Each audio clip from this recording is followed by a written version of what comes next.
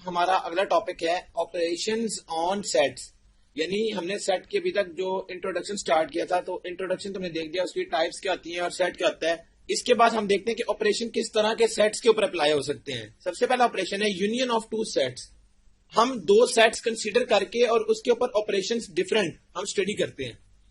ए set है 1 2, B set है 3 और 4, यानी इसके एलिमेंट्स ए के 1 2 है, बी के 3 4 एलिमेंट्स हैं। अब यूनियन ऑफ टू सेट्स का मतलब ये है कि ए यू, ये बेसिकली यू की तरह का सिंबल है, ए यूनियन बी, इस तरह से हम लिखते हैं। अब इसका मतलब ये है कि ये जो सेट बनेगा ए यूनियन बी का, इसमें वो सारे एलिमेंट्स होंगे जो ए में भी होंगे और बी में भी होंगे, लेकिन इनकी रेपिटेशन नहीं होगी। जिस तरह इसमें सबसे पहले, और ऑर्डर का ध्यान रखना है, सबसे पहले 1 आता है, फिर 2 आता है, इसके बाद ये 3 आएगा, फिर 4 आएगा। यानी दोनों सेट्स में से जो कॉमन एलिमेंट है वो हमने नहीं लिखने, सिर्फ बाकी सब हम ऑर्डर में लिख लेंगे। तो 1 2 3 4, गौर करें इसमें रेपिटेशन भी नहीं हो रही, तो ये कहलाता है operation union of two sets. इसका उल्ट आता है इंटरसेक्शन ऑफ टू सेट्स। वो क्या होता है, अगर सेट ए है 1 2 3, सेट बी है 2 3 4, तो ए इंटरसेक्शन बी, गौर करें यूनियन का ये यू की तरह था सिंबल, ये यू से उल्ट वाला सिंबल है, यानी ए इंटरसेक्शन बी। इंटरसेक्शन का मतलब ये है कि इनमें से कॉमन एलिमेंट, 1 तो कॉमन दोनों में नहीं है, 2 कॉमन है, इसी तरह 3 भी कॉमन है, और 4 भी दोनों में नहीं है, सिर्फ एक में है। तो जो कॉमन एलिमेंट्स हैं वो basically intersection of two sets में आ जाता है। अब आता है डिसजॉइंट सेट्स, यानी दो सेट्स हैं ए और बी, ए के एलिमेंट है 1 2, बी के एलिमेंट है 3 4। गौर करें इन दोनों में कोई एलिमेंट कॉमन नहीं, यानी इनका इंटरसेक्शन फिर क्या होगा, एम्प्टी सेट। अगर दोनों सेट्स का इंटरसेक्शन एम्प्टी सेट आ जाए तो ये दोनों सेट्स डिसजॉइंट सेट्स होंगे।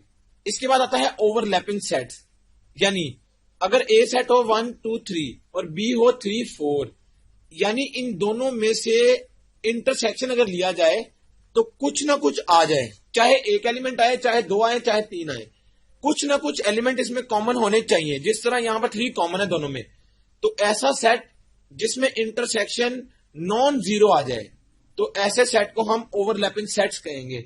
यानी ओवरलैपिंग का मतलब यह है कि उन दोनों में थोड़ी ओवरलैपिंग हो रही है, यानी कोई ना कोई एलिमेंट उनमें कॉमन है।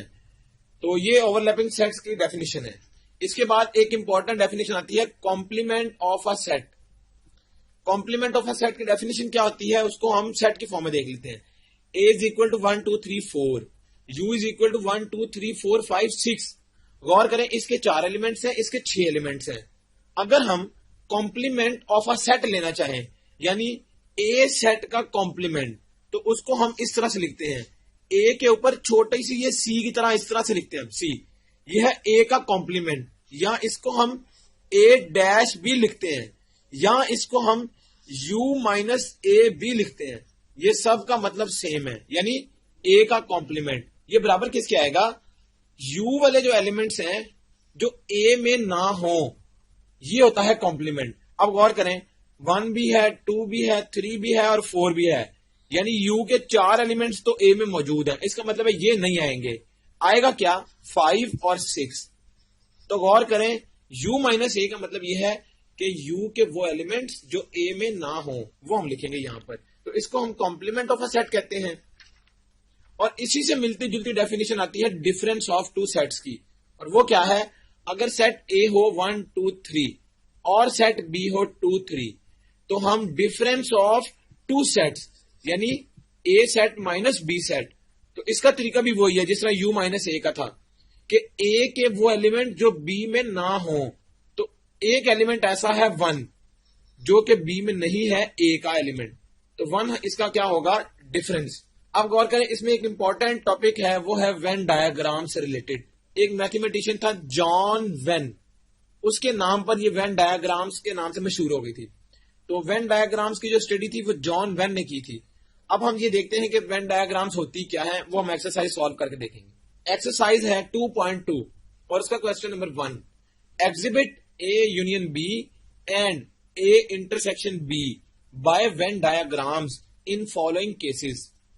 अब गौर करें पहला केस है, क्वेश्चन 1 का पहला पार्ट, वो क्या है, A is a subset of B. ये सेट के ऊपर हमने अप्लाई करनी है दो प्रॉपर्टीज, ए यूनियन बी भी और ए इंटरसेक्शन बी भी। लेकिन उसने हमें क्या कहा है कि इनको आपने वेन डायग्राम से करना है सॉल्व। लेकिन उसने हमें जो ये कंडीशन बताई है, ये बहुत इंपॉर्टेंट कंडीशन है। ये कंडीशन क्या बताती है, ए सबसेट है बी का, यानी अगर हम इसको इस तरह से लिखें, लेट सपोज सेट बी हम कह लेते हैं कि ये है, यानी जो बड़ा सेट है वो बी है और ए इसके अंदर आता है। गौर करें, इसका मतलब ये है, ये हमने लिखना अगर सीख लिया तो हमारे लिए कोई भी डायग्राम सॉल्व करनी वो मुश्किल नहीं रहेगी। यानी ए बी का सबसेट है, इसका मतलब हमने ये डेफिनेशन में पढ़ा था कि ए के तमाम एलिमेंट्स बी में होंगे। गौर करें, ये सेट भी यही शो कर रहा है, ये हमने इसको बेसिकली सर्कल फॉर्म में या सेट फॉर्म में लिख लिया है कि ए के सारे एलिमेंट्स बी के अंदर आ रहे हैं। ये हमने डिसाइड कर लिया और वो हमें इस पार्ट की मदद से पता लगा। अब हमने इसके ऊपर ऑपरेशन अप्लाई करना है, एक यूनियन का और एक इंटरसेक्शन का।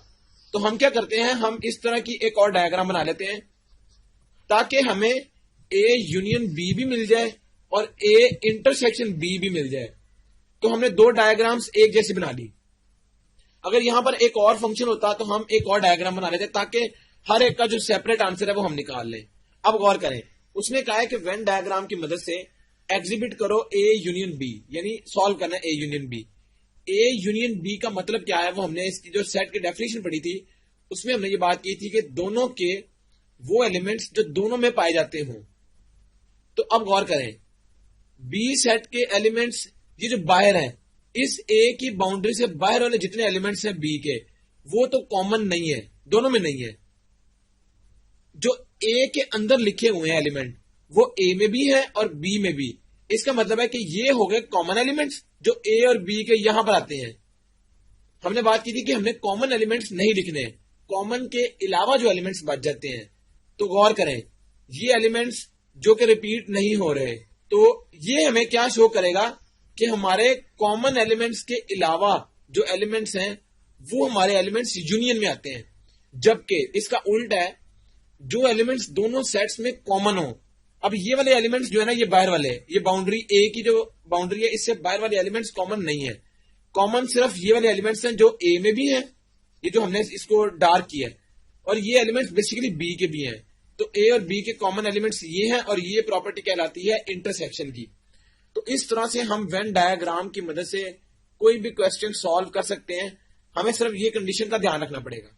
अब गौर करें, हमारे पास आता है question number 2, show A minus B and B minus A by Venn diagrams Venn. Part 1 है A and B are overlapping sets. अब गौर करें, ये जो बेसिकली कंडीशन है ये बहुत इंपॉर्टेंट है, हमें ये समझनी पड़ेगी। जितने भी पार्ट्स हैं हम एक पार्ट सॉल्व करते हैं, बाकी पार्ट्स आपने खुद सॉल्व करने हैं। टेक्निक उसकी समझ लें। पार्ट 1 ये कह रहा है कि ए और बी ओवरलैपिंग सेट्स हैं। ओवरलैपिंग सेट्स का मतलब ये है कि अगर ये सेट ए है तो इसका कुछ ना कुछ पार्ट बी के साथ ओवरलैप कर रहा है, ये इसका मतलब है। और ये हमें पता है कि इसका ये वाला पार्ट ओवरलैपिंग है। अब हमने करना क्या है, हमने ये डायग्राम तो बना ली। अब ये दो केसेस हैं, ए माइनस बी और बी माइनस ए। इसका मतलब है हमें इस तरह की दो डायग्राम्स बनानी पड़ेंगी ताकि हम दोनों फंक्शंस अलग अलग परफॉर्म कर लें। ये ए सेट, ये बी सेट, और ये इसका कुछ हिस्सा कॉमन है दोनों में।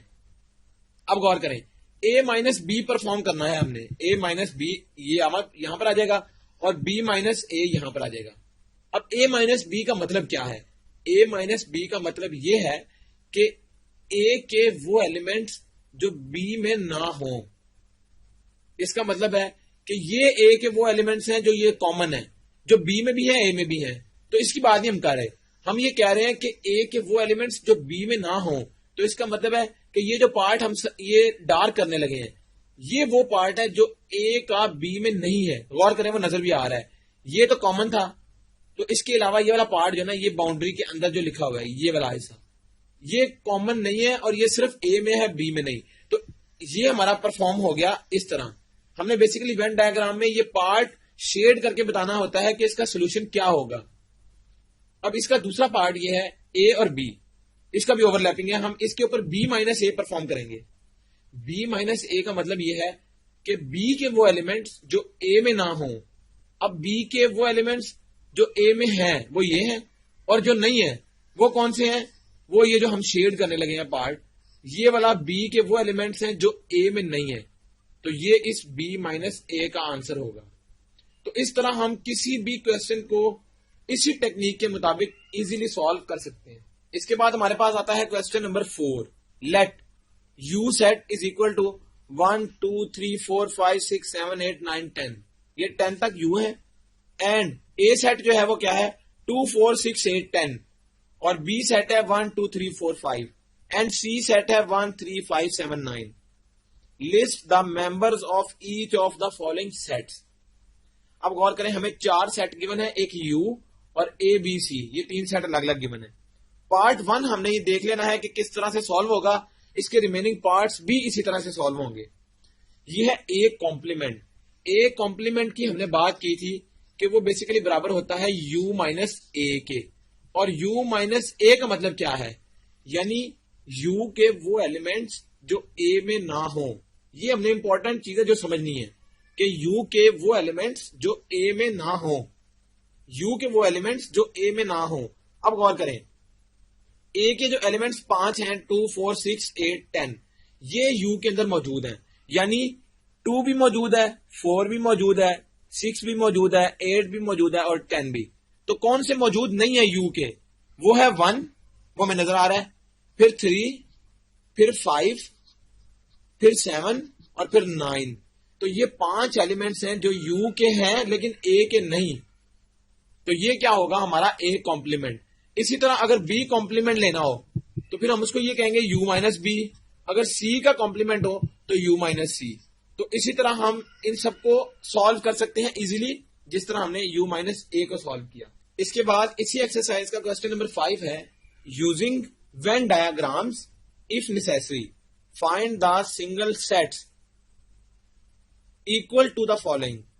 पार्ट 1 ए कॉम्प्लीमेंट, और पार्ट 2 है ए इंटरसेक्शन u। ये u यूनियन, ये बेसिकली u यूनियन नहीं है, ये u सेट है और a सेट है, ये इंटरसेक्शन का साइन है। अब गौर करें, उसने हमें ये कहा है कि हम वेन डायग्राम्स की मदद से हम सॉल्व करें इन क्वेश्चंस को। और इस क्वेश्चन में गौर करें तो a कॉम्प्लीमेंट है। अब गौर करें, हम u सेट जब भी लिखते हैं हम उसको इस तरह एक स्क्वायर में भी लिख सकते हैं, या इस तरह रेक्टेंगल वाली फॉर्म बना के। ये बेसिकली u सेट होता है जो सबसे बड़ा सेट है, और हमने बात की थी कि यूनिवर्सल सेट हमेशा सबसे बड़ा होता है, इसके अंदर ही सारे सेट आ जाते हैं।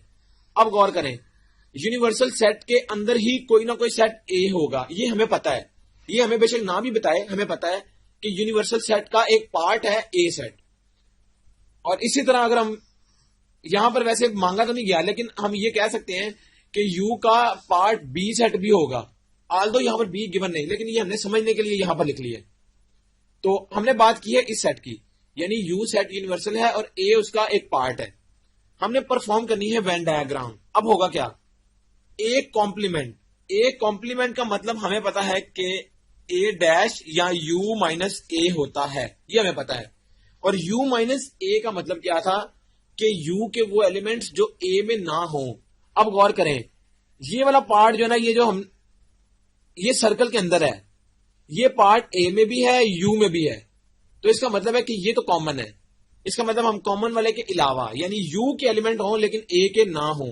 तो गौर करें, ये जो हम शेड कर रहे हैं हिस्सा, ये सिर्फ यू का पार्ट है लेकिन ए का पार्ट नहीं। तो ये क्या है, ए कॉम्प्लीमेंट का आंसर। हमने सिर्फ वेन डायग्राम इस तरह से सिंपली बतानी है। और दूसरा केस क्या था वो भी हम देख लेते हैं। गौर करें, ये यू यूनिवर्सल सेट है और सेट ए उसका एक पार्ट है। हमने परफॉर्म करना है ए इंटरसेक्शन यू, यानी ए और ए का इंटरसेक्शन निकालना है सेट यू के साथ। तो किस तरह से होगा, इंटरसेक्शन का मतलब होता है कॉमन, इन दोनों में कॉमन। तो गौर करें, ये वाला हिस्सा जो हमने पहले शेड किया था वो तो अब कॉमन नहीं है, कॉमन वाला हिस्सा ये है जो हम ये शेड कर रहे हैं। तो ये होगा ए इंटरसेक्शन यू। अब गौर करें, हमने वेन डायग्राम्स इजीली देख लिया कि किस तरह से सॉल्व होंगी, इसमें कुछ मुश्किल नहीं है। हम सिर्फ जो हमें यहां पर कंडीशन गिवन होगी हमने वो अच्छी तरह समझ लेनी है, और वो समझ के उसके मुताबिक हमने डायग्राम को शेड करना है। तो यहां तक एक्सरसाइज 2.2 कंप्लीट हो गई और इसके रिमेनिंग जो क्वेश्चंस रह गए हैं उनको आपने खुद इसी टेक्निक पर सॉल्व कर लेना है।